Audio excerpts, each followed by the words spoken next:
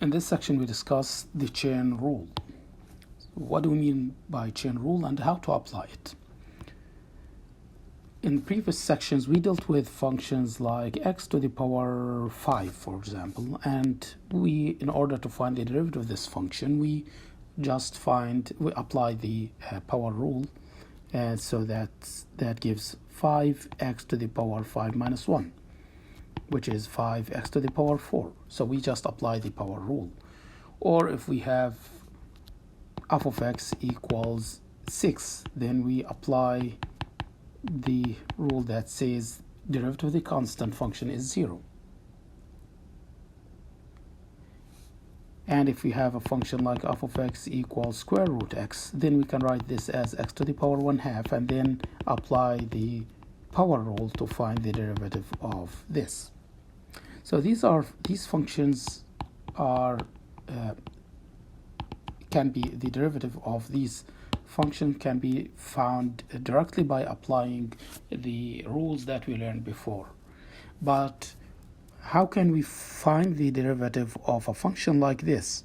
F of x equals x squared minus 2x all raised to the power 3. This is not as simple as x to the power 3. If this is x to the power 3, then the derivative is 3x to the power 2. I mean, we bring the power down and we subtract 1 from the original power. We apply the power rule. So that's if this function is just x, that's simple and we can apply what we learned before. But here the function is more complicated than this. Here the function is x squared minus 2x. So here we can notice that we may consider this function composed of two functions. The first function is x cubed, but instead of x we have x squared minus 2x. So this is written inside this function. So we have this function f of x, and let's call this g of x, and g of x is inside f of x. So instead of x we have x squared minus 2x. So two functions, one of them inside the other one. So how to find the derivative of this type of functions? Also, look at this function here. We don't have square root x. If we have square root x, then we just write it x to the power half, and then we find the power as we learned by applying the power rule. But here we don't have x, we have 5x minus 1. That means we have a function inside a function. So how can we find the derivative of this type of function? So for this type of functions, we can apply the chain rule. So the chain rule says that derivative of a function that's written as a function inside a function. So we have two function composition of two functions. U is a function and f is a function. Derivative of that, we either write dash here, derivative, or we write d with respect to x, or derivative of the function with respect to x. Here we find the derivative of the outer function f, so f prime, and we just plug u, same u, and then we multiply by derivative of the inner function u. So this is derivative of the inner function, and this is derivative of the outer function, derivative of the outer function. There's another version of the chain rule that combined the power rule with the chain rule. So the power rule combined with the chain rule is given by this formula, and this is a very powerful formula.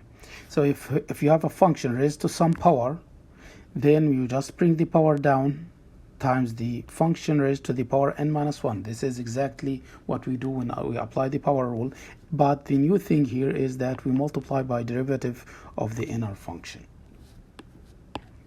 Now let's apply this here.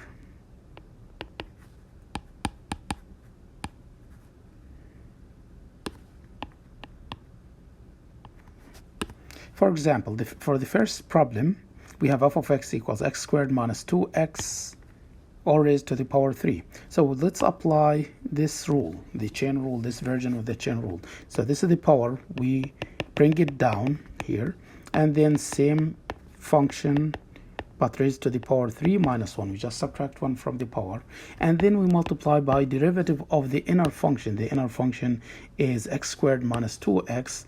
What is derivative of x squared? It's 2x. Minus what is derivative of 2x? Is just 2. And then we can write this as 3 times x squared minus 2x raised to the power 2 times 2x minus 2. That's the derivative of the function f of x equals x squared minus 2x raised to the power 3. Now let's do part B. The function in B is a square root function. It's better to write it as f of 5x minus 1 raised to the power 1/2. 1/2 means the same as this symbol. And then we find the derivative by applying this rule. So this rule says the power times the function raised to the power n. N is 1/2 here. This is n. Minus 1 times derivative of the inner function. What is the inner function? 5x minus 1. What is the derivative of that? It's just 5. And then we can write 5 times 1/2, 5/2 times 5x minus 1 raised to the power negative 1/2. If you want to simplify more, you can do that because you have negative power. So you can make this positive by bringing this expression down here in the denominator. The power becomes positive. And then since we have power 1/2, it's the same as square root.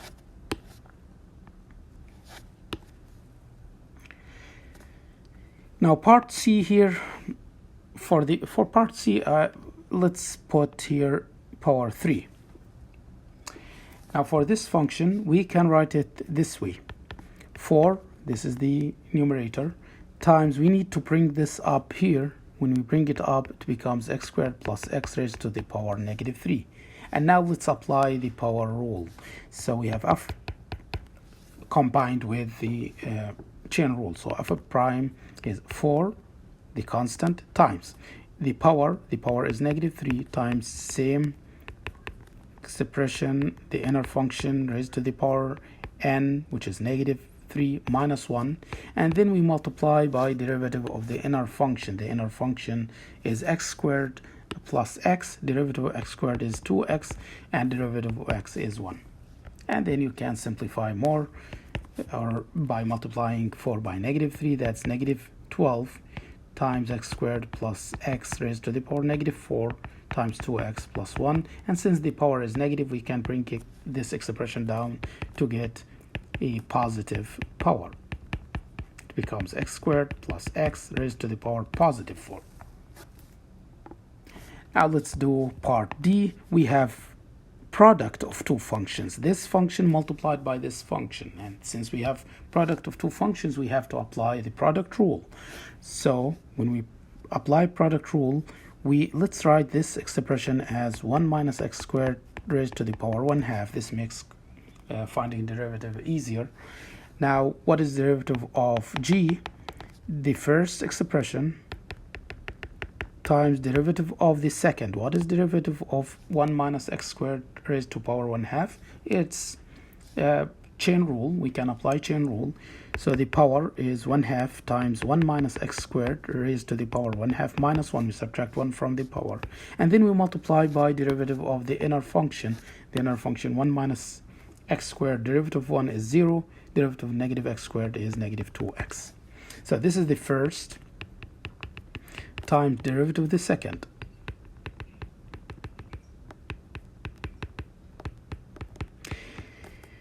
Plus the second is 1 minus x squared raised to the power 1/2 times derivative of the first. What is the first? The first is this expression here. It's 2x plus 1 all raised to the power 2. And as we can see, we can apply the power rule. The power 2 times same expression raised to the power 2 minus 1 times derivative of the inner function. Derivative of 2x plus 1 is just 2. So this is the second function times derivative of the first function.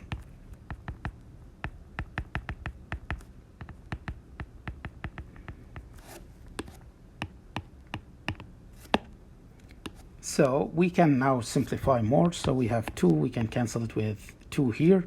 So, and we still have negative sign. So this is negative x times 2x plus 1 squared, this expression.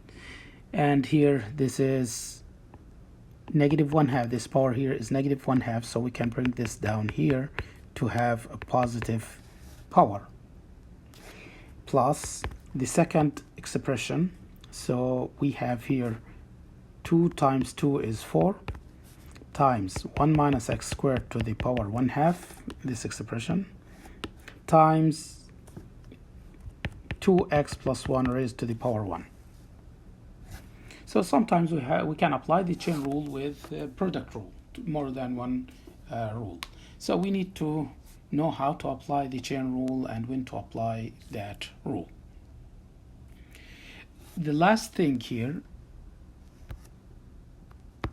let's do this problem, the function h. By looking at this function, we can realize that we apply the chain rule because we have some expression raised to the power, some power, but that expression, that's function other than x, it's not x. If it's x to the power 4, then we just apply the power rule and it gives us 4x cubed. But here the function is more complicated. This function here is more complicated and raised to some power, so we use the power rule combined with the chain rule. So how to find the derivative of this function? We start with the power. The power is 4 times same function, inner function, raised to the power n minus 1. N is 4 minus 1. But then we need to multiply by the derivative of the inner function. What is derivative of this function, inner function? Let's do it here. X squared minus 1 over x plus 4. This is the quotient rule. So we apply the quotient rule because we have numerator, denominator. So we find the derivative of this. Let's call this f of x. Derivative of this function, we want to put it here because the rule says the power times derivative times same expression raised to the power minus 1, as you can see here, times derivative of the inner function, derivative of x squared minus 1 over x plus 4. That's the quotient rule. So let's apply the quotient rule. The quotient rule says the numerator, I will denote it as num, times derivative of the denominator, this is denom or denominator, times derivative of the numerator. Deriv of numerator is, what is derivative of x squared minus 1? It's just 2x minus the numerator times derivative of the denominator. What is derivative of x squared plus 4? Is just 1 because derivative of x is 1, derivative of 4 is 0. All divided by numerator squared. Numerator squared is x plus 4 squared. And then we simplify. We have 2x times x is 2x squared. 2x times 4, 8x. Here we have minus x squared. Minus minus is plus, plus 1. And then we can simplify more. We have 2x squared minus x squared is just x squared. We have 8x and we have 1, all divided by x plus 4 all squared. So we put this here, derivative of the inner function. So we put x squared plus 8x plus 1 over x plus 4 squared. And here, let's simplify this. 4 minus 1 is 3. So we can leave it in this form. Except if we decide to simplify more, we can do that. We can see here, we have x plus 4 raised to the power 3 times x plus 4 raised to the power 2. That's x plus 4 raised to the power 5 in the denominator. But if you leave it in this form, that's okay. So you need to make sure that you can apply now different rules and sometimes more than one rule. Here in this problem, we apply the chain rule and the quotient rule. And in this problem here, we applied the product rule and the chain rule. Now, if we have dx over dy, that means derivative of the function x or the expression x with respect to the variable y. This is equivalent to the reciprocal of derivative y with respect to x. So if we have dx over dy and we know derivative of dy over dx, how can we find this derivative? So we can use what we know by writing 1 over dy over dx. And if you take reciprocal of this, you get dx over dy. That's the left-hand side. So that's the idea of this note, provided that the denominator derivative y with respect to x is not equal to 0. So if the demand equation q equals negative 0.2 p minus 8 with dq over dp equals negative 0.2, what is derivative of p with respect to q? Here we have derivative of q with respect to p. We want derivative of p with respect to q. So we write dp over dq is 1 over dq over dp, reciprocal of this, of the given one. Now what is the derivative in this case? It's 1 over negative 0.2. And this is negative 1 over 2 tenths. So we write negative 10 over 2. We take reciprocal of the denominator, and that's negative 5.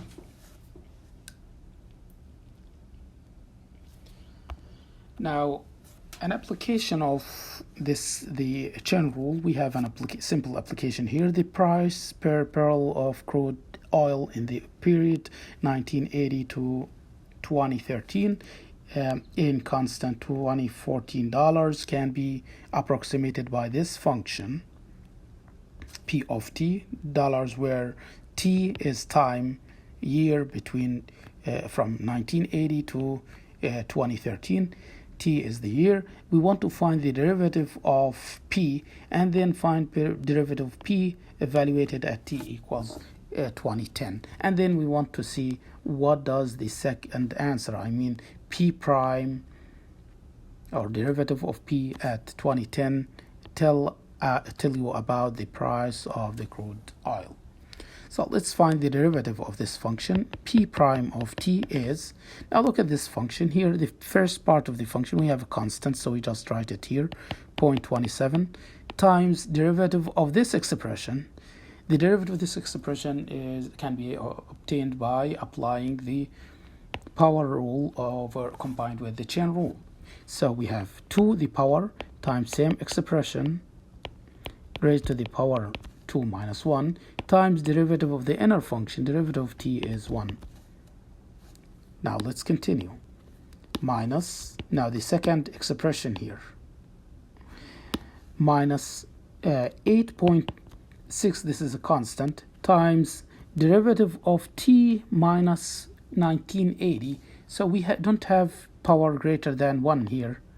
We don't have power greater than 1. The power is 1, so we don't need to apply the rule. I mean, when we have t minus 1980 raised to the power 1, we don't need the parentheses. We just write it this way. And then what is derivative of t minus 1980? It's just 1. Plus, what is derivative of the number 93? It's 0. Now let's simplify. We have 2 times 0.27, that's 0.54 times t minus 1980 minus 8.6. That is p prime at t. We want to find, this is the first part, we want to find the derivative evaluated at 2010. So we just plug t equals 2010. We have 0.54 times 2010 minus 1980 minus 8.6. And then we have 0.54 times 2010 minus 1980 is 30 minus 8.6. And then computing this, we get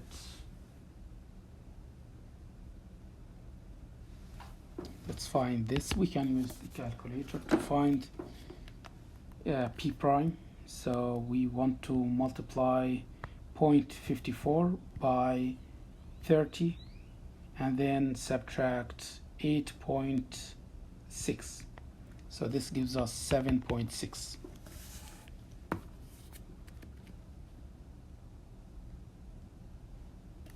Now, after finding this is a price function.